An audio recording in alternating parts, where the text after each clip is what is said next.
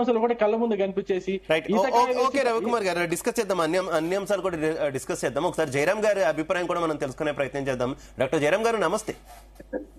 నమస్తే అండి. జయరాం గారు, మరోసారి సీఎం ఢిల్లీ టూర్, కేంద్ర మంత్రులను కలుస్తానంటున్నారు. అలాగే ముఖ్యంగా కేబినెట్ ఎక్స్పాన్షన్ కు సంబంధించి వార్తలు వస్తున్నాయి. ఎక్కువగా బీసీలకు, ఎస్సీ నేతలకు పదవులు ఇవ్వాలని హైకమాండ్ ఆలోచన ఉంది అంటూ కూడా కొంత లీకులు కూడా ఇప్పటికీ ఇస్తున్నటువంటి సిచ్యువేషన్. అయితే అవి మంత్రి పదవులు ఇస్తారా లేకపోతే ఇతర పదవుల్లో ఏమైనా సర్దుబాటు చేస్తారనేది కూడా తెలియనటువంటి పరిస్థితి. ఏం చెప్తారు సీఎం ఢిల్లీ టూర్ కి సంబంధించి?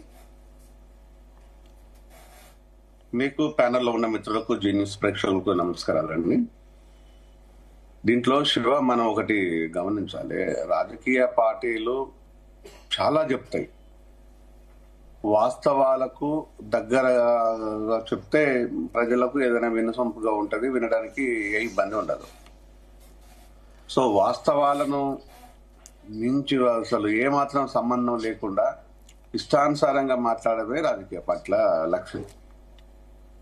సో వాళ్ళకు ఉండే మొదటి లక్షణం ఏంటంటే అబద్ధాన్ని కూడా నిజాన్నిగా మాట్లాడటము, లేని దాన్ని కూడా ఉన్నట్టుగా మాట్లాడడం, ప్రజలకు పెట్టండి కూడా తీసుకుంది కూడా ఇచ్చినట్టు వాళ్ళు తీసుకున్నట్టు వాళ్ళు సంతోషంగా ఉన్న మాట్లాడటం. ఈ రోజు మనం కొత్తగా చూస్తున్నది ఏం కాదు, ఇది 11వ సంవత్సరం తెలంగాణ వచ్చిన తర్వాత. 11వ సంవత్సరం కూడా క్రాస్ అయిపోయింది, 12వ సంవత్సరం నడుస్తుంది పాలన లోపల. ఇప్పటి వరకు నిజంగా కనుక అంత గొప్పగా ఉన్నట్టు అయితే హాస్పిటల్స్ పేదవాళ్ళు వెళ్ళేదే, విద్యా సంస్థలు పేదవాళ్ళు వెళ్ళేటియే, సో ట్రాన్స్పోర్ట్ పేదవాళ్ళు వెళ్ళేదే, ఇలా చెప్పుకుంటూ పోతే పేదవాళ్ళు వెళ్ళేది ఇంకొన్ని ఉంటాయి.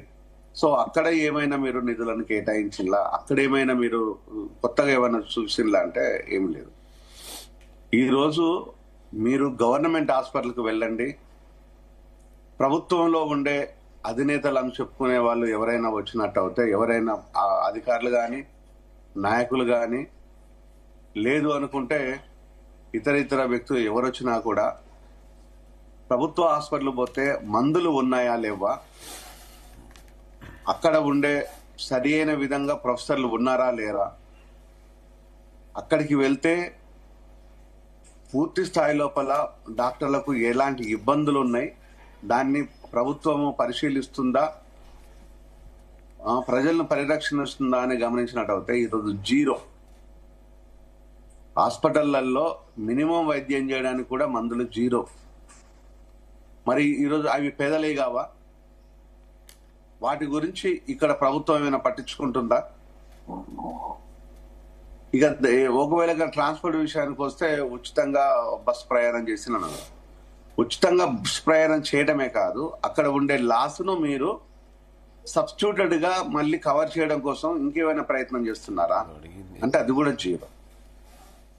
ఉచిత ప్రయాణం ఒకటే కీలకమైన వ్యక్తిగా ఉచిత ప్రయాణం ఇవ్వడంతో పాటు ఆ ప్రయాణిక అయ్యే ఆ ఖర్చులు సబ్స్టిట్యూటెడ్ గా ఆ సంస్థకు నష్టం రాకుండా, ఆ సంస్థ దివాలా తీయకుండా మీరు కాపాడే ప్రయత్నం లోపల ఇంకేమైనా చేస్తున్నారా అంటే జీరో, ఏమీ లేదు.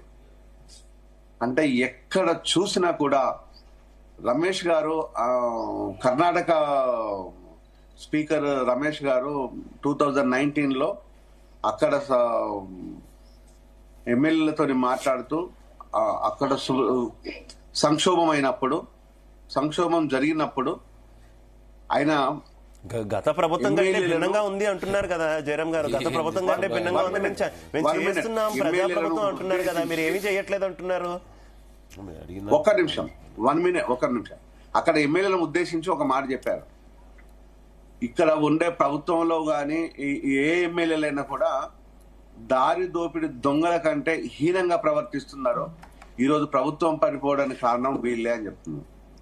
ఈరోజు ఇక్కడ నాయకులు అంతకంటే అధ్వానంగా ప్రయత్నిస్తున్నారు ఉన్నారు తప్పితే ఈరోజు ఈ విషయాలు ఎవరికైనా మాట్లాడే దమ్ము ధైర్యం ఉందా? మాట్లాడేవాడు ఉన్నట్టు అయితే నన్ను, మిమ్మల్ని, ఇంకా ప్రజల్ని ఎండబెట్టుకొని ఒక హాస్పిటల్, ఏదో ఒక హాస్పిటల్కి, ఏ హాస్పిటల్ గా నేను రెడీ, ఏ హాస్పిటల్గా నేను అడిగినాను. చలో మీరు ప్రతిష్టాత్మకంగా మొదలుపెట్టిన గాంధీ హాస్పిటల్కే వెళ్దాం. ఇదొకటి. ఇంకొకటి వచ్చేసి సిద్దిపేట లోపల అప్పటి అప్పటి హెల్త్ మినిస్టర్ ఉన్న అదే ప్లేస్ లోపల హాస్పిటల్ రెండే విజిట్ చేద్దాం, ఇంకెక్కువ కర్లేదు. అప్పటి హెల్త్ మినిస్టర్, ఇప్పటి ఈ హెల్త్ మినిస్టర్ ప్రతిష్టాత్మకంగా అని చెప్పుకుంటున్నది. ఈ రెండిట్లలో మనం ప్రయత్నం చేద్దాం. ఉన్నాయంటే లేదు, దానికి ఆ దమ్ము ధైర్యం ఉందని నేను అసలే అనుకోవట్లేదు. సో ఇవన్నీ పక్కన పెట్టేస్తే ఈ రోజు ఎక్స్పెన్షన్ అనేదే కీలకమైంది. అంటే డెఫినెట్ గా డిస్కస్ చేద్దాం జయరాం గారు. బీఆర్ఎస్ వెర్షన్ కూడా వినే ప్రయత్నం చేద్దాం. మనతో పాటు బీఆర్ఎస్ పార్టీ నుంచి సత్యవతి గారు జాయిన్ అయ్యారు. నమస్తే సత్యవతి గారు. నమస్తే అండి. సత్యవతి గారు, మరోసారి ముఖ్యమంత్రి రేవంత్ రెడ్డి ఢిల్లీ టూర్, కేబినెట్